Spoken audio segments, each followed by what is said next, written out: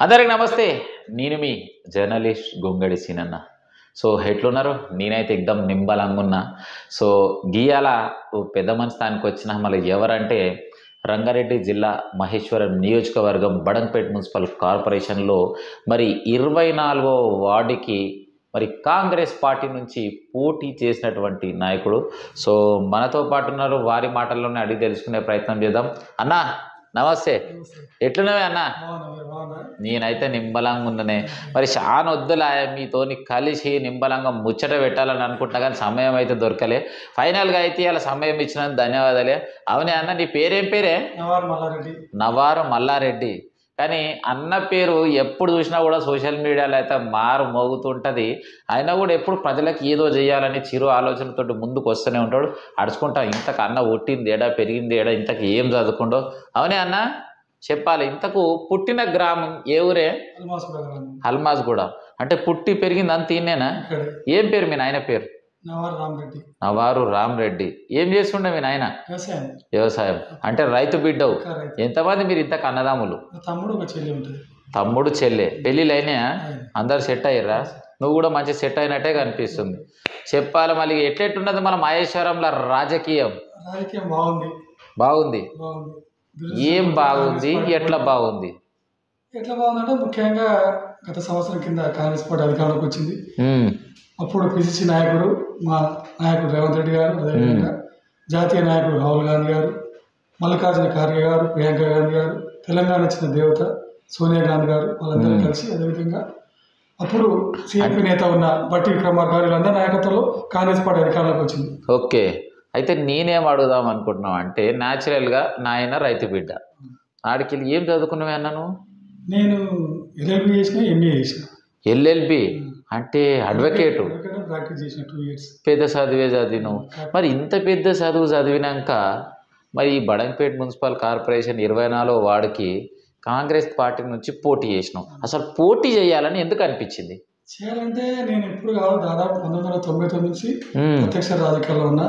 ముఖ్యంగా అప్పటి నాయకుడు పిసిసి ప్రెసిడెంట్గా ఉండి అప్పటి వైఎస్ రాజశేఖర రెడ్డి నాయకత్వంలో కాంగ్రెస్ పార్టీ ఓడిపోయిన తర్వాత ఆయన సిఎల్పి నాయకుడు అయ్యాడు. ఆయన నాయకత్వంలో అప్పుడున్న చంద్రబాబు ప్రభుత్వం పైన అనేక పోరాటాలు చేసి, ఉద్యమాలు చేసి, ప్రజా సమస్యలపై పోరాటం చేయడంతో నేను ఆయన నాయకత్వానికి ఆకర్షితుడై కాంగ్రెస్ పార్టీలో కొనసాగాలి, నా వంతు కృషి చేయాలి ప్రజల కోసం, పార్టీ కోసం, కాంగ్రెస్ పార్టీ కోసం అంటే ఫాలో కావడం జరిగింది. చాలా మంది ఏం చేశారంటే, ఎక్కడ రూలింగ్ పార్టీ ఉంటే అక్కడ పోయి కొన్ని పైసలు సంపాదించుకోవాలని చూస్తారు. కానీ మీరు పోటీ చేసి ఓడిపోయారు. ఓడిపోయినాక కూడా అదే పార్టీలో ఉండాలని ఎందుకు అనిపించింది? అదే పార్టీలు అంటే ముఖ్యంగా 2018 ఎన్నికల తర్వాత ఇక్కడ లోకల్ గెలిచిన సవితా మేడం గారు కాంగ్రెస్ పార్టీ గెలిచి, మా కష్టార్జితం లెక్కల కష్టం, కాంగ్రెస్ పార్టీ నాయకులు లెక్కల కష్టంతో గెలిచి టీఆర్ఎస్లో పోయింది, మంత్రి అయింది. అయినా నేను మొదటి నుంచి కాంగ్రెస్ పార్టీ లాయలిస్టును, కాంగ్రెస్ పార్టీకి ఉండాలి. ముఖ్యంగా మా నాయకుడు రేవంత్ రెడ్డి గారు, రాహుల్ గాంధీ గారు, సోనియా గాంధీ తెలంగాణ ఇచ్చింది. ఖచ్చితంగా మనం కాంగ్రెస్ పార్టీని డెవలప్ చేయాలి. ఈ తెలంగాణ కాంగ్రెస్ పార్టీ న్యాయం చేసే నమ్మకంతో కాంగ్రెస్ పార్టీ సిద్ధాంతాలకు మన లాయల్గా ఉన్న ప్రజల కోసం కొట్లాడినా. ఒక్క ముచ్చట అడుగుదాం అనుకుంటున్నా. కాంగ్రెస్ అంటే మహేశ్వరం అంటే కాంగ్రెస్. అయితే మహేశ్వరం నియోజకవర్గంలో కాంగ్రెస్ పార్టీకి ఉన్నటువంటి పేరు ఒక బ్రాండ్ పేరు. మహేశ్వరం నియోజకవర్గం నుంచి మరి మంచి మెజారిటీతో ఇచ్చి సబితా ఇంద్రారెడ్డిని గెలిపించారు. మరి ఎందుకు ఈ క్వశ్చన్ అడగాలనుకుంటున్నట్టు, సబితా ఇంద్రారెడ్డిపై మీకున్నటువంటి అభిప్రాయం ఏంటి? అభిప్రాయం సబితా ఇంద్రారెడ్డి గారిని ఇప్పుడే కాదు, 2009లో ఏదైతే కాన్స్టిట్యూన్సీలు బైఫర్కేషన్ అయినాయో, చేవల్ల ఎస్సీ కావడం వల్ల ఇక్కడికి వచ్చింది. అప్పుడు నాయకుడు దివంగత నేత డాక్టర్ వైఎస్ రాజశేఖర రెడ్డి గారి నాయకత్వంలో ఆమె టికెట్ ఇవ్వడం జరిగింది. సరే, కాంగ్రెస్ పార్టీ కదా, మా నాయకుడు రాజశేఖర రెడ్డి గారు చేసిన మంచి పనులు, సంక్షేమ పథకాలు, అభివృద్ధి కార్యక్రమం కొనసాగాలంటే కాంగ్రెస్ పార్టీ క్యాండిడేట్ గెలవాలి. అందులో సవితా మేడం కూడా మంచి పేరే ఉండదు, లేదని అంటలేదు. అందుకోసం నేనే కాదు, కాంగ్రెస్ పార్టీ నాయకులు, కార్యకర్తలు, మోసలు కానీ అప్పుడు సవరణ మండల నాయకులు అందరూ కష్టపడ్డాం, గెలిపించినాం. హోమ్ మినిస్టర్ అయింది. సరే, అప్పుడు సాగిపోయింది. ఆ తర్వాత జరిగిన పరిణామాలు మనం అందరూ తెలుసు. 2014 తెలంగాణ రావడం, మనం పోటీ చేయకపోవడం వల్ల ఇప్పుడు కొద్దిగా సబ్దుగా ఉన్నాం. 2018లో మళ్ళా పార్టీ కోసం, ఆమె కోసం, గెలుపు కోసం కృషి చేసినాం. మా రెక్కల కష్టంతో గెలిచింది. దాంట్లో దాంట్లో పోవడం వల్ల కాంగ్రెస్ పార్టీ చాలా నష్టపోయింది. కాంగ్రెస్ పార్టీలో గెలిచినాక అనంతరం రూలింగ్ పార్టీలోకి వెళ్ళిపోయింది. అప్పుడు ఏమనిపించింది మీకు? చాలా బాధపడ్డాం. ఇట్లాంటి టైంలో గెలిచిందే 19 మంది కాంగ్రెస్ పార్టీ నాయకులు. కాంగ్రెస్ పార్టీ తెలంగాణ ఇచ్చింది. సోనియా గాంధీ కాంగ్రెస్ పార్టీ లాయల్గా ఉన్న సమయంలో గెలిపించిన కార్యకర్తలకు నాయకులకు కష్టపడే కార్యకర్తలు న్యాయం చేయాల్సిన మేడం గారు పార్టీని వదిలేయడం వల్ల కాంగ్రెస్ పార్టీ తీవ్ర నష్టం జరిగింది. దాంతో పాటు పోయిన 12 మంది ఎమ్మెల్యేలు. అప్పుడు ఈ కేసీఆర్ ఏంటంటే తన సొంత బలం మీద కాకుండా ప్రతిపక్షాలు నిర్వీర్యం చేసి ప్రతిపక్ష నాయకులను తొక్కేసి వాళ్ళని కొనుక్కొని అతను బలం అనుకున్నాడు. కానీ బలం కాదు వాపు అని చెప్పి 2023లో తెలిసింది కదా, ఎన్నికల ఫలితాలు తెలిసింది కదా. అప్పట్లో మాత్రం చాలా నష్టం అయినా కానీ మీ కాంగ్రెస్ పార్టీ కొనసాగినాం. నేను 2020లో పోటీ చేసిన మా ఆల్మాస్ల గ్రామంలో 7 వార్డులకు 3 వార్డులకే పోటీ చేసినాం. కనీసం వార్డులో పోటీ చేసే నాయకులు లేరు. ఎందుకంటే కాంగ్రెస్ పార్టీలో గెలిచినామనే టీఆర్ఎస్లో పోయిన తర్వాత మంత్రి అయిన తర్వాత ప్రజలు ఏమనుకున్నారు అంటే మనం ఎట్లా ఎదుర్కొంటాము, మా నాయకులు అప్పుడు స్థానికంగా ఉందాం నాయకులు మీకు తెలుసు కదా, వాళ్ళు కూడా ఆమెతో పాటు వెళ్ళిపోయారు. అప్పుడు సిటీలో కాంగ్రెస్ పార్టీలో పెద్ద అయ్యారు. కాంగ్రెస్ పార్టీ సర్పంచ్ లేరు, ఎంపీడీస్ లేరు, కౌన్సిలర్ లేరు. కష్టకాలంలో పార్టీకి అండగా ఉండకుండా మాకు అండగా ఉండకుండా మమ్మల్ని పార్టీని వదిలేసిపోవడం వల్ల స్థానికంగా ప్రజలు మమ్మల్ని నమ్మలేదు. అందుకే నేను మా సహచరుడు బోయపల్లి గోవర్ధన్ రెడ్డి గారు 3వ వార్డు నుంచి ఓడిపోయాడు. నేను 24 ఓడిపోయిన తర్వాత నిరంతరం ప్రజలను ప్రజల కష్టాలు పాలు పంచుకున్నాం, నిరంతరం పోరాటం చేసినాం, ప్రభుత్వం ప్రశ్నించినాం, ప్రజల సమస్యల కోసం నిరంతరం పోరాటం చేస్తున్నాం. మా అదృష్టం కొద్దీ పిసిసి నాయకులు రేవంత్ రెడ్డి నాయకులు కాంగ్రెస్ అధికారంలోకి వచ్చినాక ప్రజలకు ఇచ్చిన హామీలు మేనిఫెస్టో ప్రకారం ముందుకు పోతున్నాం. సంక్షేమ అభివృద్ధి కార్యక్రమం. ఇంకొక ప్రశ్న, నియోజకవర్గానికి సంబంధించి ఏదైతే మీ బడంగపేట మున్సిపల్ కార్పొరేషన్ ఉందో, కార్పొరేషన్కి సంబంధించి మరి అధ్యక్షులు ఉంటారు కదా, గతంలో చూసుకున్నట్టయితే ఇప్పుడు కీర్తిశేషులైన పెదబావి వెంకటరెడ్డి గారు. వెంకటరెడ్డిపై మీ అభిప్రాయం? వెంకటరెడ్డి గారు మంచి కాకపోతే దురదృష్టం చనిపోవడం వల్ల మా పార్టీ అంటే మీ పార్టీకి ఏ విధంగా సపోర్ట్ చేసి, రూలింగ్లో లేదు కదా, రూలింగ్లో ఉన్నటువంటి పార్టీకి అప్పుడున్న పార్టీ కార్యక్రమాలు ఏమైనా చేయమని ఆదేశిస్తే పార్టీ ఆదేశాలతో పార్టీ కార్యక్రమాలు చేసి ధర్నాలు చేసిండు, అన్నీ చేసినాం. ఆయన చనిపోవడం మాకు బాధాకరం. కానీ వాస్తవానికి కూడా చెప్పాలంటే కాంగ్రెస్ పార్టీ కష్టకాలంలో ఉన్నప్పుడు చాలా మంది కూడా పక్క పార్టీలకు వెళ్ళి కమాయించుకోవాలని చూసారు. అయినా కూడా పార్టీ కోసం మరి ఎంతో కష్టపడ్డ వాళ్ళు ఈరోజు లేకపోవడం బాధాకరం అంటారు. సూపరే. మరి ఫైనల్గా నేను అడిగేటువంటి కొన్ని క్వశ్చన్స్ ఏంటంటే, ఏదైతే ఇప్పుడు మహేశ్వరం నియోజకవర్గం నుంచి కాంగ్రెస్ పార్టీకి ఎగ్జాంపుల్ తీసుకున్నట్టయితే ఇప్పుడు మేయర్ గారు ఉన్నారు. మేయర్ గారు మరి కాంగ్రెస్ పార్టీ నుంచి గెలిచిర్రు, తర్వాత పార్టీ చేంజ్ అయ్యారు. పార్టీ చేంజ్ అయినప్పుడు మీకు ఏమనిపించింది? బాధ అనిపించింది. అంటే ఫస్ట్ కార్పొరేటర్గా గెలిచారు. కార్పొరేటర్ గెలిచినాక మరి ఏ పదవి కోసం వాళ్ళు పార్టీలు మారచ్చు అనుకుంటారు? అప్పుడున్న సమాచారం ప్రకారం గెలిచిన ఇప్పుడు మేయర్ గారు అయితే శ్రీనిత పార్వతి గారు, ఆమెకి ఇంట్రెస్ట్ లేదంట. కాకపోతే ఏదో కొన్ని పరిస్థితుల వల్ల మేయర్ పదవి వస్తుంది కదా, మన ప్రజలకు ఇక్కడ లోకల్ ఏదైనా అభివృద్ధి చేద్దామని పోవచ్చు కాక, అంతకంటే ఎక్కువ మనకైతే తెలియదు. పోవడం మాత్రం బాధాకరమే. ఆ తర్వాత కాంగ్రెస్ పార్టీకి వచ్చి కాంగ్రెస్ పార్టీ అభివృద్ధి కోసం కృషి చేస్తున్నారు. సంతోషం, ఇట్లా కొనసాగాలని కోరుతున్నాం. అంటే వాస్తవానికి చూసుకున్నట్టయితే ఏ నాయకుడైనా కూడా ఒక కుర్చీ మీద కూర్చోవాలి ప్రయత్నం చేస్తాడు, కానీ కింద కూర్చోవాలని ప్రయత్నం అయితే ఎవరైతే చేయరు. అవునా? ఇప్పుడు నేను వచ్చి ఇంటర్వ్యూ చేయాలనుకుంటే మీరు కుర్చీలో కూర్చొని కింద చేయాలంటే నేను చేస్తానా? అంటే నాకు ఎప్పుడైతే విలువ లేకపోతే నేను వెళ్ళిపోవడానికి సిద్ధంగా ఉంటా. అంటే నాకు ఎప్పుడైతే ఆ కుర్చీకి ఉన్నటువంటి పవర్ కావాలనుకున్నప్పుడే ఆ కుర్చీ గురించి నేను ఏం చేయాలో అది చేస్తా. కానీ ఇష్టం లేకుండా అనే దాని అయితే నేను కొంచెం ఏదో ఒక 2 సైడ్గా కూడా 1 సైడ్ చూడాల్సి వస్తుంది. ఓకే, మొత్తం మీద పోయిరు మళ్ళీ కూడా పార్టీలోకి వచ్చారు. రీసెంట్గా జరిగిన ఎలక్షన్లలో మహేశ్వరం నియోజకవర్గం నుంచి కాంగ్రెస్ పార్టీ నుంచి కొంతమంది నాయకులు పోటీ చేయడానికి ఎమ్మెల్యేగా కొంచెం మంది సిద్ధమయ్యారు. మరి ఈ నలుగురికే కాకుండా అంటే ఎగ్జాంపుల్ చల్ల నరసింహారెడ్డి తీసుకోవచ్చు, దీప భాస్కర్ రెడ్డి తీసుకోవచ్చు, మరి ఎల్మేటి అమరేందర్ రెడ్డి తీసుకోవచ్చు, అదేవిధంగా చిగిరింత పారిజాత నరసింహారెడ్డి గారు తీసుకోవచ్చు. ఈ నలుగురికి కాదని అధిష్టానం కొత్త వ్యక్తికి మరి టికెట్ ఖరారు చేసింది. అప్పుడు ఎలా అనిపించింది మీకు? ఇప్పుడు మేము కాంగ్రెస్ పార్టీకి లాయలిస్టులము. గత 10 ఏళ్ళు టీఆర్ఎస్ ప్రభుత్వం కేసీఆర్ నాయకత్వంలో రాష్ట్రాన్ని మొత్తం విధ్వంసం చేసారు, అవినీతి కార్యక్రమాలు చేశారు, ప్రజలకు మేలు చేసింది లేదు, ప్రజలకు రేషన్ కార్డు ఇచ్చింది లేదు, కనీసం డబుల్ బెడ్రూమ్ల పేరుతో ప్రజలు మోసం చేసిరు. ఇంకోటి ముఖ్యంగా పెద్ద ఎత్తున చూసుకోవాలంటే కాళేశ్వరం 1,00,000 కోట్ల ప్రాజెక్టు, అది పెద్ద అవినీతి కార్యక్రమం. దాని పెద్ద డబ్బా పట్టుకోరు. దానివల్ల ఎంత నష్టం జరిగిందో తెలుసు కదా. ఎన్నికల ముందు మేడిగడ్డ బ్యారేజ్ కుంగిపోవడం వల్ల ఇప్పుడు కాళేశ్వరం ప్రాజెక్టే ఉపయోగం లేకుండా పోయింది అట్లా అన్నట్టు. అయితే అప్పుడున్న పరిస్థితుల్లో కాంగ్రెస్ పార్టీ తరఫున పిసిసి ఏఐసిసి నిర్ణయించింది ఒక నాయకుడు, ముఖ్యంగా చేవెళ్ల ప్రాంతం చెందిన కిచ్చెన్న గారు లక్ష్మారెడ్డిని తీసుకొచ్చి పెట్టారు. సరే, ఆయన కూడా మాజీ ఎమ్మెల్యే. సో అధిష్టానం ఎవరినైతే నిర్ణయిస్తే వాళ్ళకి పని చేయడానికి సిద్ధంగా ఉన్నట్టు. 100%. ఓ సూపర్. తప్పదు కదా. కాంగ్రెస్ పార్టీ గెలవాలి, క్యాండిడేట్ తర్వాత విషయం. కాంగ్రెస్ పార్టీ అధికారంలో రావాలి, ప్రజలకు న్యాయం జరగాలి. తెలంగాణ దేనికోసం ఇచ్చిర్రో ఆ ప్రజలు ఏదైతే అనుగుణంగా పరిపాలించాలో అది చేయలే టీఆర్ఎస్ పార్టీ. మేము చేస్తామని నమ్మకం, ఆ కాంగ్రెస్ పార్టీ చేస్తామని నమ్మకంతో కాంగ్రెస్ పార్టీ గెలిపించుకోవాలి ఉద్దేశంతో పనిచేస్తాం. మీ సహాయ సహకారాలు ఏ విధంగా అందించారు కిచ్చెన్న గారు లక్ష్మారెడ్డి గారికి? 100% చేసినాం. ఆల్మోస్ట్ గ్రామంలో దాదాపు 26,000 ఓట్లు ఉన్నాయి. 7 డివిజన్లు ఉన్నాయి. డివిజన్ల వారిగా ఇన్ఛార్జ్ చేసినాం, బూతుల వారిగా కమిటీలు వేసినాం. మా వంతు కష్టం చేసినాము. సరే, కొన్ని పరిస్థితి ఇంకోటి ముఖ్యంగా కాంగ్రెస్ పార్టీ సిటీస్ వ్యాపారాలు ఓడిపోవడానికి ప్రధాన కారణం కాంగ్రెస్ పార్టీ అంతా బలోపేతం కాలేదని చెప్పాలి. ఎందుకంటే ఈ టీఆర్ఎస్ పార్టీ కాంగ్రెస్ పార్టీ అందరూ లోకల్ ఉన్న గుంజుకోవడం, స్థానికంగా ఉన్న కాంగ్రెస్ పార్టీ ఉన్న 2 ఎమ్మెల్యేలు గుంజుకోవడం. ఇంకోటి దీన్ని చూసి ప్రజలు ఏమనుకోరంటే ఈ కాంగ్రెస్ పార్టీ ఓటు వేసినా వేస్ట్ అని చెప్పి మా ఓటు బ్యాంకు టీఆర్ఎస్ వ్యతిరేక ఓటు బ్యాంకు బీజేపీ పోయింది మళ్ళీ. అంటే ట్రయాంగిల్ ఫైట్ ముఖ్యంగా మీరు గమనించారు, స్టేట్ మొత్తంలో ట్రయాంగిల్ ఫైట్ ఎక్కడ ఉందో అక్కడ టీఆర్ఎస్ పార్టీ గెలిచింది. ఈ రకంగా మన దగ్గర కరీంనగర్ కానీ, నిజామాబాద్ కానీ, ఆదిలాబాద్ కానీ అక్కడ కొన్ని బీజేపీ గెలిచింది చూడు. ఇక్కడ బీజేపీ గెలవదు కానీ కాంగ్రెస్ పార్టీ ఓడిపోవడానికి కారణమైంది. ఎవరి పార్టీ వాళ్ళు పోటీ చేసింది కాదనలేదు. ట్రయాంగిల్ ఫైట్ లో మాకు నష్టం జరిగిందని చెప్పవచ్చు. అయితే ఏదైతే మీ లోకల్లో ఉన్న నాయకులకు కాకుండా కొత్త వ్యక్తిని, అంటే ఆ పర్సన్కి ఇప్పటివరకు ఏరియాకి ఎలాంటి సంబంధం లేదు, సో అయినా కూడా ఫస్ట్ ఎంట్రీ అయిపోయి, అంటే డేస్ అంటే మనకు ఉన్నటువంటి రోజులు తక్కువ, 21 రోజు మాత్రమే. సో ఆ 21 రోజు మాత్రమే పోటీ చేసి అయినా కూడా ఒక 70,000 ఓట్లు తెచ్చుకుండు కదా. కిచ్చెన్న గారి లక్ష్మారెడ్డిపై మీ అభిప్రాయం? నేను దాదాపు 1999 చూస్తున్నా కదా, కాన్స్టిట్యూన్సీ లెవెల్ రాజకీయాలను చూస్తున్నా.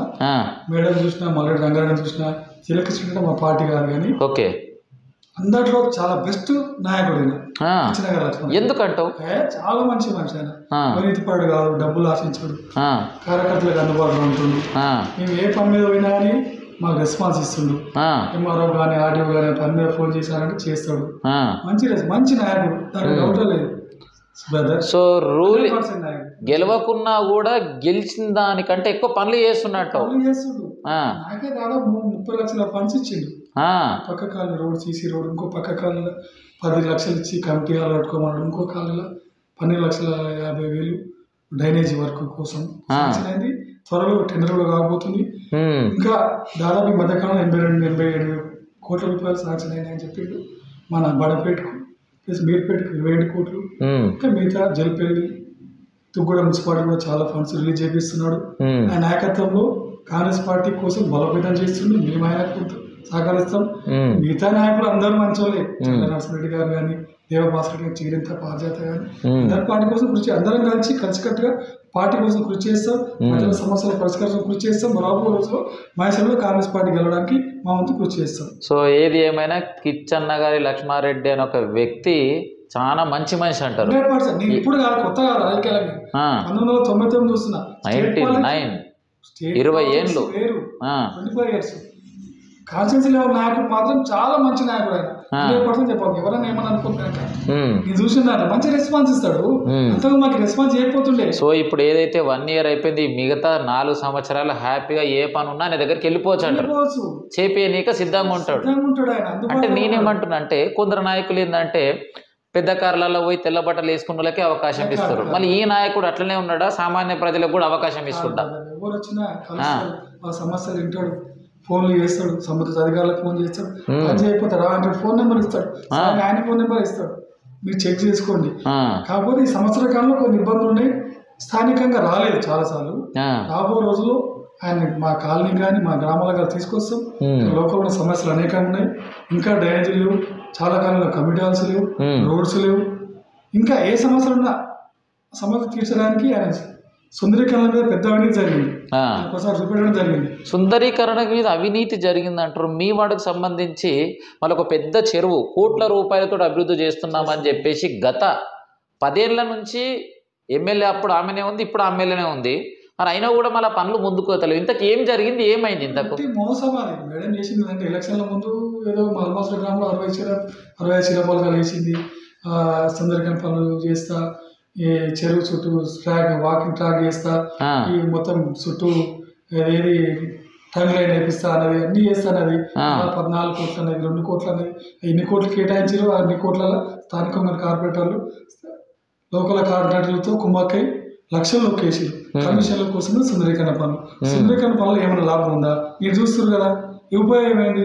3 చెరువులు ఉన్నాయి, 2 చెరువులు, ఇంకోటి ఆ చెరువుల చుట్టూ అన్ని కబ్జాలు జరిగినాయి. కబ్జాలు చేసిన టీఆర్ఎస్ పార్టీ నాయకులు వాళ్ళందరూ కలిసి కబ్జాదారులే ఎక్కువ బాగా కష్టపడి డబ్బులు ఖర్చు పెట్టి మేడం గెలుపు కోసం కృషి చేసి డిఫరెంట్ విషయం. త్వరలో అవన్నీ తీస్తాం. అంటే మీరు చెప్పేదాన్ని బట్టి చూస్తే క్లియర్గా ఏమడుతుంది అంటే అభివృద్ధి పేరు మీద చుట్టుముట్టు అడ్డకట్టలేసి పక్కకున్నటువంటి జాగాలను ప్లాట్లుగా మలిచి ఒక టమ్ము ఖర్చు పెట్టు ఒకటి నువ్వు తీసుకో అనేటట్టు చేసిరంటావు. బయట ఊళ్ళ సంగతి నాకు తెలియదు కానీ మా ఊళ్ళో మాత్రం మొత్తం అట్లాంటి బ్యాచ్ ఉంది. పని చేస్తాం త్వరలో. ఇప్పటికే మా నాయకుడు కిచెన్ గారు లక్ష్మణ గారు దృష్టి తీసుకుపోయాను, వస్తా అన్నాడు. ఇవన్నీ చూసాం. పక్కన గవర్నమెంట్ ల్యాండ్స్, ఎక్కువ దూరం ఉన్న గవర్నమెంట్ ల్యాండ్స్ ఏవైతున్నాయో అవి ఇల్లు లేని పేదలకు ఇందిరా మిల్ల పేరుతో ఇద్దామని చెప్పడం జరిగింది. ఓకే. మీ మహేశ్వరం నియోజకవర్గంలో మరి ఇప్పటి వరకు డబల్ బెడ్రూమ్ ఇల్లు ఒక 10 ఏళ్ల సంధి నాంతున్నాయి కదా. ఇప్పుడు మరి మీ కొత్త ప్రభుత్వం వచ్చింది, మళ్ళీ వాటిని ఏ విధంగా చేస్తారు? ఇదే ఇళ్ళని డెవలప్మెంట్ చేసి ఇస్తారా? మరి ఎట్లా ఏం చేద్దాం అనుకుంటున్నారు? డబల్ బెడ్రూమ్ ఎక్కడైనా ఉంటే ఎక్కడో ఉన్నాయి, ఓకే, ఖాళీ ఉన్నాయి, ఖచ్చితంగా నిరుపేదలకు కేటాయిస్తాం అట్లా ఎవరికి. ఇప్పుడు కాంగ్రెస్ ప్రభుత్వం వచ్చిన సంవత్సరంలోపే మీకు తెలుసు ప్రజాపాలన పేరుతో ఇందిరా ఇళ్ల కోసం, రేషన్ కార్డుల కోసం, ఇంకా ఆత్మీయ భరోసా కింద చాలా వరకు అభివృద్ధి తీసుకోవడం జరిగింది. అది ప్రజలకు వచ్చి గ్రామ సభలు పెట్టి ప్రజల సమస్యలు తెలుసుకోవడం అనేది చాలా మంచి కార్యక్రమం. ముఖ్యమంత్రి గారికి రేవంత్ రెడ్డి గారు నిజంగా మేము ధన్యవాదాలు చెప్పాలి. కాంగ్రెస్ పార్టీ తరఫున ప్రజలు చాలా సంతోషంగా ఉన్నారు. ఇంకోటి 200 గంటల లోపు కరెంటు బిల్లు ఫ్రీ, 5 లక్షల నుంచి 10 లక్షల వరకు ఆరోగ్యశ్రీ పరిమితి పెంచడం జరిగింది. బస్సుల్లో మహిళలకు ఉచిత బస్సు ప్రయాణం రాష్ట్ర వ్యాప్తంగా ఎక్కడికైనా ఇవ్వచ్చు. ఇంకోటి దాదాపు 50,000 మంది ఉద్యోగాలు భర్తీ చేయడం జరిగింది. గతంలో ఉద్యోగాల కోసం నిరుద్యోగులు ఎన్నో ఏళ్లుగా ఎదురు చూస్తున్నారు. రేషన్ కార్డు లేక 10 ఏళ్ళు ఆఫీసుల చుట్టూ మీ సేవ చుట్టూ తిరిగినా రేషన్ కార్డు ఒక రేషన్ కార్డు కానీ ప్రభుత్వం వచ్చిన వెంటనే ఎన్నికల సంబంధం లేకుండా మేము చేస్తామని చెప్పినాం. మా నాయకుడు రేవంత్ రెడ్డి గారు, ముఖ్యమంత్రి గారు, కాంగ్రెస్ ప్రభుత్వం పట్టించుకునేది నిరుపేదల గురించి, మధ్యతరగతి గురించి అని చెప్పడానికి గ్రామ సభలే నిదర్శనం. మీరు గమనించాలి. కాంగ్రెస్ పార్టీ కార్యకర్తగా నేను గర్వంగా అయిపోదలుచుకున్నాను. గతంలో ఈ పని చేసింది దివంగత నేత రాజశేఖర రెడ్డి గారు, తర్వాత మా నాయకుడు రేవంత్ రెడ్డి గారు. రాబో రోజుల్లో కాంగ్రెస్ పార్టీ ఖచ్చితంగా ప్రజలు న్యాయం చేస్తారు. సో మొత్తం మీద అయితే కాంగ్రెస్ ప్రభుత్వం వచ్చినాక ఈ ప్రజాపాలనలో ప్రజలకు అన్ని అందుబాటులో ఉంటున్నాయి, అన్ని సౌకర్యాలు క్లియర్గా జరుగుతున్నాయి. మరి ఇప్పుడు ఏదైతే మరి రీసెంట్గా అంటే నేటి నుంచే కావచ్చు టెంట్లు ఏర్పాటు చేసి మరి ఈ రేషన్ కార్డులకి ఇవన్నీ అది కొన్ని సర్వీసెస్ ఉన్నాయి కదా, ఈ ప్రజలకు మరి క్లియర్గా మరి దగ్గరికి అధికారులు వస్తున్నారా లేక ఎట్లా అవుతుంది, వర్క్స్ ఎట్లా జరుగుతున్నాయి? గ్రామ సభలు ఏర్పాటు చేయడమే గొప్ప విషయం. దాని దమ్ము ధైర్యం ఉండాలి. ఎందుకంటే ఇక్కడ టీఆర్ఎస్ పార్టీ నాయకులు కార్యాలయాలు ప్రజలు రెచ్చగొడుతున్నారు. అట్లా అయింది, ఇట్లా అయింది, రేషన్ కార్డు వచ్చినాయి, ఎవరికి వచ్చినాయి అంటారు. కానీ సిగ్గుచేరం ఉండాలి టీఆర్ఎస్ పార్టీ నాయకులకు, కార్యకర్తలకు. 10 ఏళ్ళు కదా బాబు మీరు రేషన్ కార్డు కావాలని చెప్పి డీసీ అవుట్ సెంటర్కు, ఆర్డీఓ ఆఫీస్కు, ఎంఆర్ ఆఫీస్కు అని చెప్పి అన్నారు. ఇచ్చిర్రా? ఎంత టైం వేస్ట్ చేసుకున్నారు నిరుపేదలు. 10 ఏళ్ళు ఉన్నాను. 10 ఏళ్ళలో వేసింది ఏంటంటే కాళేశ్వరం పేరు మీద అవినీతి, రైతు బంధు పేరుతో భూస్వాములకు, పెత్తందారులకు లక్షలు, 1000 కోట్లు వృధా చేసినావు. రైతు బంధు వల్ల మేలు ఎవరు జరిగిందా? నువ్వు రైతు బంధు ఎప్పుడు స్టార్ట్ చేసినావు? నువ్వు వచ్చింది 2014లో, 2018లో ఎలక్షన్ ముందస్తు పోవాలని చెప్పి రైతు బంధు పెట్టావు. అప్పుడు ఏదో రైతులు అరే ఇది బాగుందని చెప్పి ఓట్లు వేసారు. ఇక తర్వాత 2022లో దళిత బంధు స్టార్ట్ చేసినావు. ఎలక్షన్లు వచ్చినప్పుడు దగ్గరకు వచ్చినప్పుడు స్కీములు స్టార్ట్ అవుతాయి కేసీఆర్ సార్. ఇప్పుడు రెచ్చగొడుతున్న పబ్లిక్ ను ఎవరికి ఇవ్వమంటారు రైతు బంధు? రైతు బంధు ఎవరికి కావాలి? వ్యవసాయం చేసేవానికి, సన్నకారు రైతులకు 5 ఎకరాలు 10 ఎకరాల మనకి ఇవ్వాలి. రాళ్ళు రప్పలకు వాడు అమెరికాలో ఉంటాడు, లండన్లో ఉంటాడు, హైదరాబాద్ ఉంటాడు, బెంగళూరు ఉంటాడు, వాడు వ్యవసాయం చేయడు. భూస్వాములు, పెత్తందారులు దొరలు 50 ఎకరాలు 100 ఎకరాలు 200 ఎకరాల మనకి లక్షలు వేసి సంవత్సరానికి ఉపయోగమైంది. అయితే వాస్తవానికి మీరు చెప్పినట్టు ఏదైతే మంత్రి మల్లారెడ్డి గారు క్లియర్ గా చెప్పారు, నాకు ఇన్ని 100 ఎకరాల భూమి ఉంది, రైతు బంధు పైసలు వస్తున్నాయి, అయినా నేను మళ్ళీ గవర్నమెంట్ కు. అయితే గవర్నమెంట్ ఏం చేయాలంటే ఏదైతే పేద రైతులకు ఇస్తేనే బాగుంటది అంటారు. వ్యవసాయం చేసుకుంటాడు, పండించిన పంటకు గిట్టుబాటు ధర, పండించుకోవడానికి మంచి ఎరువులు, సబ్సిడీల విత్తనాలు. సో రైతు బంధు ఎంకరేజ్ చేయాలి. రైతు బంధు పేరు మీద ఎంతో ఫ్రాడ్ కూడా జరిగింది అంటారు. చూస్తున్నా కదా పేపర్లలో, రాయారు కదా పెట్రోల్ బంకులకు నాలా తీసుకున్న దానికి. ఇంకోటి సినిమా థియేటర్ కదా, ఈ రోజు paper cinema theatre Rythu Bandhu అంట, అన్నిటికీ రైతు. ఎవరికి ఉపయోగపడ్డా బాబు, నువ్వు వేసినది ఇదే, దాని పేరుతో పెద్ద అక్రమాలు, పెద్ద కుంభకోణం, పెద్ద పైదాలు. ఇంకోటి రైతు బంధు ఎవరికి ఇస్తాడు? ఇప్పుడు మా నాయకుడు నువ్వు వ్యవసాయం చేయిస్తాడంటే వ్యవసాయం చేస్తాడు కదా, నువ్వు రైతు బంధు చేయడం వల్ల వ్యవసాయం పని చేసేటప్పుడు, ఎందుకంటే వాడు గిట్టుబాటు ధర ఇయ్యాడు, ఇంకా పండించడం బాబు రైతు బంధు తీసుకోవాలి, ఇంటికాడ పట్టుకోవాలి, తాగాలి, తినాలి. సో ఏది ఏమైనా మీ ప్రభుత్వం వచ్చినాక అయితే ప్రజలకు ఏదైతే అవసరం ఉందో అదే చేస్తారు, అదే చేస్తుంది కదా. సూపర్. ఇంకొక క్వశ్చన్ అడుగుదాం అనుకుంటున్నా. బడంగపేట మున్సిపల్ కార్పొరేషన్లో గతంలో 24 వార్డు నుంచి పోటీ చేసి ఓడిపోయారు. మరి ఇప్పుడు వచ్చేది జిహెచ్ఎంసీ ఎలక్షన్స్ వచ్చినాయి అనుకో, మరి ఒకవేళ జిహెచ్ఎంసీలో కలిసినట్టయితే మరి మీకు అవకాశం వచ్చినా రాకున్నా పోటీ చేయడానికి సిద్ధంగా ఉన్నారా? ఇప్పుడు జిహెచ్ఎంసీ కలుపుతారని చెప్పి ఒక పబ్లిక్ టాక్ అయితే వస్తుంది. జిహెచ్ఎంసీ కలపాలనుకుంటే నిజంగా ఇప్పుడున్న ట్యాక్స్లు చాలా వేసారు ఇంతకుముందు. ఈ ట్యాక్స్లు ఇట్లనే ఉండాలి, ప్రజలకు భారం లేదు, పన్నుల భారం ఇప్పటికే చాలా అవుతుంది భారం. మామూలు వ్యాపారస్తులు, చిన్న వ్యాపారస్తులు ఉంటారు, కమర్షియల్ ట్యాక్స్ ఎక్కువ లేదు, చిరు వ్యాపారస్తులు ఉంటారు, ఇంకా పెద్ద పెద్ద బిజినెస్ ఉంటాయి. కాబట్టి చిన్న వ్యాపారులు కానీ గ్రామాలలో పన్ను భారం ప్రజల మీద పన్ను లేకుండా జిహెచ్ఎంసీ వేస్తే మంచిది. జిహెచ్ఎంసీ అయితే ముఖ్య ఉద్దేశం ఫండ్స్ బాగా వస్తాయి. ఈ చుట్టుముట్టు ప్రాంతాలు ఈ మున్సిపాలిటీ డెవలప్ చేయాలనే ఉద్దేశంతో మా నాయకుడు ముఖ్యమంత్రి గారు రేవంత్ రెడ్డి గారు కాంగ్రెస్ ప్రభుత్వం నిర్ణయించి ఉండొచ్చు కాక. అయితే ఇప్పుడు బడపేట మున్సిపాలిటీ 32 వార్డులు ఉన్నాయి. 32 వార్డులో 32 మందికి కాంటాక్ట్ చేయడానికి అవకాశం వస్తుంది. ఇట్లనే ఉంటాయని మా కాంగ్రెస్ పార్టీ నాయకుల కార్యకర్తల ఆలోచన ఉంది, బాగానే ఉంది. కానీ అట్లా కాకుండా అట్లా చేసినా మేము స్వాగతిస్తాం. మా నాయకుడు చేసిన దాన్ని మేము స్వాగతించాల్సిందే. 4గురికో 3గురికో అవకాశం వస్తున్నది కాక మున్సిపాలిటీ. కానీ ఉన్న దాంట్లో కాంగ్రెస్ పార్టీ కోసం గత 10 ఏళ్ళుగా కాంగ్రెస్ పార్టీకి ఎవరు కష్టపడ్డారు, ఎవరు కాంగ్రెస్ పార్టీ కోసం త్యాగం చేసిరు, వాటితో నిలబడ్డారు. మేడం పోయినా కష్టకాలంలో కాంగ్రెస్ పార్టీ తరఫున ఉండి నిలబడి ఓడిపోయిన ఉన్నారు. అసలైన కార్యకర్తల నాయకులకు ఈసారి జిహెచ్ఎంసీ ఎన్నికలు వస్తే కాక అట్లాంటి వాళ్ళకి అవకాశం ఇవ్వాలని చెప్పి నేను వ్యక్తిగతంగా కోరుతున్నాను. సో పార్టీ పరంగా పార్టీకి ఎవరైతే పని చేసిన వాళ్ళు ఉంటారో వాళ్ళని గుర్తించి వాళ్ళకి అవకాశం ఇవ్వాలంటారు. మిగతా కార్యకర్తలు ఇంకా అవకాశం రాని వాళ్ళు ఉంటే నామినేట్ పోస్టులో వాళ్ళని భర్తీ చేయాలి. కష్టపడే కార్యకర్తలు న్యాయం చేయాలి. అంతేగాని అప్పటికప్పుడు కూడా ఇతర పార్టీ చూస్తే మాత్రం వాళ్ళకి టికెట్ ఇవ్వదు. ఉన్న వాళ్ళకి ఇస్తే ఖచ్చితంగా గెలిచే అవకాశం ఉంది. ఎందుకంటే మా నాయకుడు మా ప్రభుత్వం ఇచ్చిన హామీలు వాగ్దానం అన్ని నెరవేరుస్తున్నాం. ప్రజల్లో చాలా మంచి ఉట్టి ప్రచారాలు చేస్తున్నారు. హైడ్రా వస్తుంది, రైతు బంధు వస్తే అట్లాంటివి ఏమి లేవు. నార్మల్ పబ్లిక్ 10వ తరగతి కుటుంబీకులు ప్రజలు కాంగ్రెస్ వైపే ఉన్నారని చెప్పి మేము చూస్తున్నాం, మేము గమనిస్తున్నాం. ఇదంతా పదవితో టచ్ ఉంటాం కాబట్టి మాకు ఆ విషయం తెలుసు. ఇంకొక ప్రశ్న, మీ వార్డుకు సంబంధించి ఏదైతే 24th వార్డులో గ్రీన్ జోన్ అనేది మరి మంత్రి గారు అంటే మాజీ మంత్రి గారి సమయంలో ఎత్తివేయడం జరిగింది అని చెప్పేసి కొన్ని సంబరాలు చేసుకున్నారు. మరి ఇంతకు ఎత్తివేశారా లేదా? ఈ గ్రీన్ జోన్ పరిధిలో 24 వార్డు 26 వార్డు సంబంధించి ఉన్నాయి. మరుమాసం గ్రామంలో చాలా దాదాపు 500 కుటుంబాలు ఉంటాయి. మేడం 2019లో మంత్రి అయింది. అప్పటి నుంచి ఏం చేయకుండా దగ్గరికి వచ్చినాక 4 సంవత్సరాలు మంత్రి కొనసాగి చివరికి నెల రోజుల ముందు అడావిడి చేస్తుంది. ఆ పేపర్ ఈ పేపర్ తీసుకొచ్చి అడ్జస్ట్ చేసి కేవలం నోటిఫికేషన్ వచ్చే ముందు 2023లో 2 రోజుల ముందు అదే పనికిమాల మేమో అనేది జాబ్ చేసిరు. మా ప్రభుత్వం రాగానే నన్ను గెలిపిస్తే నెక్స్ట్ అదే ప్రోగ్రాము అని చెప్పారు. అదొట్టి మోసం ప్రాణం చెప్పి తర్వాత తెలిసి వీళ్ళు ఏంటంటే ప్రజలు అదే మంచిదిగా జీవో వచ్చింది నాకు వస్తుందేమని చెప్పి ఓట్లు ఇచ్చి గెలిపించారు. కానీ ప్రభుత్వం వచ్చింది నేనేం చేస్తా అని మాట్లాడుతుంది.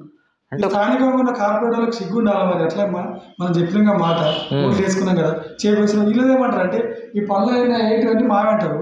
ఏదైనా కాకపోతే కాంగ్రెస్ ప్రభుత్వం వచ్చింది వాళ్ళు పోయి అడుగుకుంటే చదువుతారు. అయితేనేమో వాళ్ళ ఖాతాలు వేసుకుంటారు, కాకపోతే ప్రభుత్వం చేయనిస్తలేదని చెప్పేసి ఇక్కడ వేస్తారు.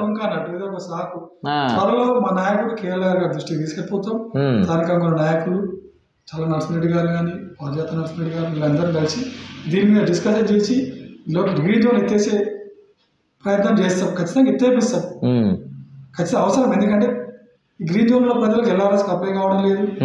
ఈ అన్నిటికీ ఇబ్బంది. ఇల్లు కట్టుకోవాలన్నా ఇబ్బంది. ఇల్లు కట్టుకుంటే ఆ లోకల్ కార్పొరేటర్ వచ్చి 50,000 నుంచి 1,00,000 రూపాయలు వసూలు చేస్తారట. 50,000 నుంచి 1,00,000 వాళ్ళు బాధపడతారు. మాకు చెప్తున్నారు మేమేం చేయాలి బాబు, మరి మీరేం ఇస్తున్నారంటే తప్పదు కదా మనం ఇల్లు కట్టుకోవాలి. లేకుంటే టౌన్ ప్లానింగ్ ఫోన్ చేసి పారలు ఎత్తుకోవో గంపలు ఎత్తుకోవో అని చెప్పేసి అప్పిస్తారు పనులు.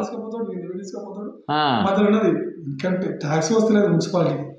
వీళ్ళు ఇల్లు కట్టడం వల్ల ఎవరికి ఉపయోగపడి స్థానికంగా టీఆర్ఎస్ కార్పొరేటర్ మాత్రం ఏదైతే నాయకుడు ఉంటాడో అయిపోతుంది. గ్రీన్ జోన్ లో ఈ కట్టడాలు ఆపేయాలని చెప్పి మేము కమిషన్ గారిని కోరుతాం. ఓకే, రాబో రోజులు ఖచ్చితంగా గ్రీన్ జోన్ ఎత్తేస్తాం. ఎత్తేసినాకనే కట్టడాలు కట్టుకొని ఇలా తీసుకొని లోన్లు వస్తాయి. అట్లయినా మేము అభివృద్ధి కొనసాగిస్తూనే ఉన్నాం.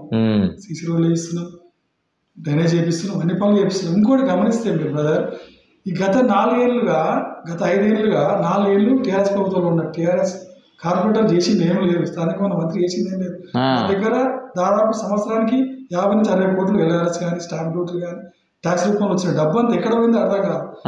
దాని నిదర్శనం ఏంటంటే ఈ సంవత్సర కాలంలో కాంగ్రెస్ ప్రభుత్వం వచ్చినాక ప్రతి కాలంలో మున్సిపాలిటీ పరిధిలో మీరు చూస్తున్న ప్రతి డివిజన్లో చాలా అభివృద్ధి జరుగుతుందా లేదా? రోడ్లు అవుతుంది, అండర్ రోడ్ డ్రైనేజ్ అవుతుంది, కమిటాలు కట్టిస్తున్నారు. ఇంతకుముందు ఇంత ఫండ్ ఎక్కడ అయింది? మరి కోట్ల రూపాయలు ఎక్కడ పోయినాయి? కాలేజీలు పోయినా, గజ్వేల్ పోయినా, సిరిసిలో పోయిందా, సిద్దిపేట పోయిందా? అప్పుడు ఎందుకు కట్టుకోలేదు? వీళ్ళు ఏంటంటే సమితి గట్టి కడితే మన అక్రమాలు ఎడ బయట పడతాయి. ఈమెన్ గట్టి కాదు, మేడం పోయి వాళ్ళని గట్టి కాదు. ఎవరి స్వార్థం వాళ్ళది, మధ్యలో ప్రజలు నష్టపోయారు. అంతేనా కాదు? ఈ సంవత్సర కాలం రేవంత్ ముఖ్యమంత్రి అయినాకనే చాలా అభివృద్ధి కార్యక్రమాలు జరుగుతుంది. మీరు చూడండి, చాలా ఇంకా ఇట్లానే కొనసాగిస్తాం. వీళ్ళు ఎట్లా వీళ్ళ పని అయిపోతుంది. రాబో 4 రోజులు అభివృద్ధి కార్యక్రమం కొనసాగిస్తాం. వాస్తవానికి ఇంకొక తెలిసినటువంటి నాకు సమాచారం ఏంటంటే, ఏదైతే బడంగపేట కావచ్చు కార్పొరేషన్లో కాంట్రాక్టర్ అంటే ఒక పనికి సంబంధించి తను రెగ్యులర్ ఆ వర్క్లో బిజీ ఉన్నటువంటి పర్సన్స్కే ఒక ఐడెంటిఫికేషన్ ఉంటుంది కాంట్రాక్టర్. వాళ్ళకు కాకుండా అంటే రాజకీయ నాయకులకు ఎక్కువగా కాంట్రాక్ట్లు ఇచ్చి పనులు చేయిస్తున్నారు. ఇది ఎంతవరకు నిజం అంటారు? నాకు అంత వాస్తవం తెలియదు. మొత్తానికి అయితే ఎట్లా ఇస్తారో పని కావడం ముఖ్యం మనకు. అవినీతి కాకుండా నాణ్యతతో పని చేయాలి. అవినీతి కాకుండా పని చేయాలంటారు. ఏదైతే ఒక పని చేస్తే నాణ్యత కావాలంటారు. Wow, super. రాబో రోజుల్లో ఖచ్చితంగా దాని మీద దృష్టి పెడతాం. సో ఫైనల్గా నేను అడిగే ప్రశ్న ఏంటంటే, మరి ఆ టీవీ చూస్తున్న ప్రేక్షక దేవుళ్ళు మీ కాలనీకి సంబంధించి మీ వార్డుకి సంబంధించినటువంటి నాయకులే కావచ్చు, మరి అభిమానులే కావచ్చు, మీ ఓట్లు వేసే దేవుళ్ళే కావచ్చు, రేపు ఒకవేళ జిహెచ్ఎంసి అయినా కూడా కాకున్నా కూడా మీకు అవకాశం వస్తే మీరు ప్రజలకు ఏ విధంగా అందుబాటులో ఉంటారు, ఏం సేవ చేయడానికి మీరు సిద్ధంగా ఉన్నారో చెప్పండి. మరి ఇప్పుడే కాదు, గత 5 ఏళ్ళుగా నేను ఓడిపోయినా, నిత్యం ప్రజల్లో ఉన్నా, ప్రజల కష్టాలు సమస్యలు తెలుసుకున్నా, వాళ్ళ సమస్యల పరిష్కారం కోసం కృషి చేసిన, అప్పుడున్న టీఆర్ఎస్ ప్రభుత్వం మీద, లోకల్ ఎమ్మెల్యే మీద, లోకల్ కార్పొరేటర్ మీద, వివిధ సమస్యల మీద క్వశ్చన్ చేయడం జరిగింది. మీకు తెలుసు, సుందరి కన్నపల్లి మీద కూడా నేను, నాతో పాటు మా కాంగ్రెస్ పార్టీ నాయకులు, ఆల్మోస్ట్ వచ్చిన కార్యకర్తలు కలిసి కొట్టడం జరిగింది. అయితే చాలా వరకు మేము చెప్పినా కూడా చాలా రోడ్లు అయినాయి, డ్రైనేజ్ పనులు అయినాయి. రాబో రోజుల్లో మా నాయకుడు ముఖ్యమంత్రి గారి నాయకత్వంలో కాంగ్రెస్ ప్రభుత్వం చేపట్టబోయే సంక్షేమ కార్యక్రమాలు, అభివృద్ధి కార్యక్రమాలు ప్రజలందరికీ చేరేలా నా వంతు ప్రయత్నం చేస్తామని చెప్పి, అదేవిధంగా అల్మాసుల గ్రామంలో ఉన్న 7 డివిజన్లకు చెందిన కాంగ్రెస్ పార్టీ నాయకులు, కార్యకర్తలు ఆయా డివిజన్లో అందరికీ అందుబాటులో ఉంటారు. ఇప్పుడు ఇస్తున్న రేషన్ కార్డులు కానీ, అదేవిధంగా ఇంధన ఇల్లు కానీ, ప్రతి పథకం అసలైన అర్హులకు, లబ్ధిదారులకు చేరేలా మా కాంగ్రెస్ పార్టీ నాయకులు అండగా ఉంటామని చెప్పి సందర్భంగా తెలియజేస్తున్నాం. మా నాయకుడు ఇన్ఛార్జ్ కిచ్చన గారి లక్ష్మారెడ్డి గారి నాయకత్వంలో మిగతా నాయకులు, కార్యకర్తలు అందరం కలిసికట్టుగా ఉండి కాంగ్రెస్ పార్టీ గెలుపు కోసం కృషి చేస్తాం. నాయకులు అందరూ గెలవాలి, కాంగ్రెస్ పార్టీ నాయకులు అందరికీ న్యాయం జరగాలని చెప్పి ఈ సందర్భంగా నేను కోరుకుంటున్నాను. రైట్, చూసిరు కదా. మళ్ళీ ఇప్పటిదాకా అయితే ముచ్చట ఉన్నదైతే అడుచుకున్నాం. మరి ఈ ముచ్చట ముందు నుంచి ఆఖరి దాకా చూసిన వాళ్ళు అందరూ కూడా మీ విలువైన సందేశాన్ని అంటే కామెంట్ రూపంలో తెలియజేయాలి. నచ్చిన వాళ్ళు లైక్ చేయరు, ఇంకా నచ్చిందంటే షేర్ చేయరు. ఉంటామలా. నేను మీ యాంకర్ జర్నలిస్ట్ గొంగడి సీనన్న.